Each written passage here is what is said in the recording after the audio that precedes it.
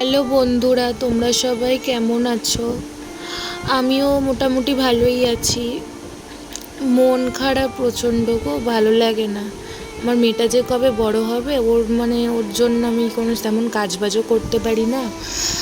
সারাক্ষণ এই ঘরেই থাকতে হয়। তারপরে হচ্ছে কি, ও কারোর কাছে থাকেও না। আর আমার কি বলো তো, আমার ফ্যামিলিতে এমন কেউ নেইও যে ও আমার মেয়েটাকে একটু দেখবে। আমার মেয়েকে আমি সারাদিন রাখি, আমার বর কাজে থাকে, তো আমি ওকে আমার কাছে রেখেই ঘরের সব কাজবাজ সামলাই। আমার তেমন কেউ নেই এখানে আমাদের বাড়িতে। তো এই টুকটাক এরম রান্নাবান্নাই করে রাখি। তেমন বাজারঘাটেও যেতে যদি হয় তো ওকে সাথে নিয়ে যেতে হয়। তো সবসময় এত সাথে সাথে নিয়ে না যাওয়া যায় না গো, প্রচণ্ড কষ্ট হয়। ব্যাগ নেবো না, ও এখনও হাঁটতে শেখেনি, কোলে করেই সব করতে হয়। তো টুকটাক এরমই রান্নাবান্না করে রাখতে হয়।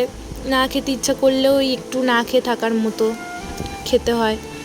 এই খেয়েই থাকি। আমার মেয়েটার জন্যে মন খারাপও হয়। ও বেচারি কারোর ভালোবাসা তেমন এখানে একটা পায় না। আমার শ্বশুরবাড়িতে বলতে গেলে কেউই নেই, তেমন কেউই নেই। আমার হাজব্যান্ডের বাবা মাও আছে, বাট আমার মেয়েকে পছন্দ করে না। ওই জন্যে আর কি বলবো বলো, এই জন্যেই আমি আমার মেয়েকে মানুষ করছি একা একাই। সব একা একাই করি, চেষ্টা করি ওকে ভালো রাখার। বাচ্চা মানুষ, ও আমার কাছে থাকতেই বেশি ভালোবাসে। ওর বাবার কাছেও থাকে, কিন্তু ওর বাবাও তো কাজে থাকে, সবসময় পায় না ওর বাবাকে। আমার কাছেই থাকে আমার মেয়েটা। এই টুকটাক এরম রান্নাবান্নাই একটু করি, এইটুকুই খাওয়ার মতো।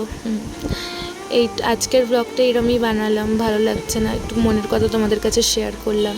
ভালো লাগলে সাবস্ক্রাইব করে পাশে থেকো।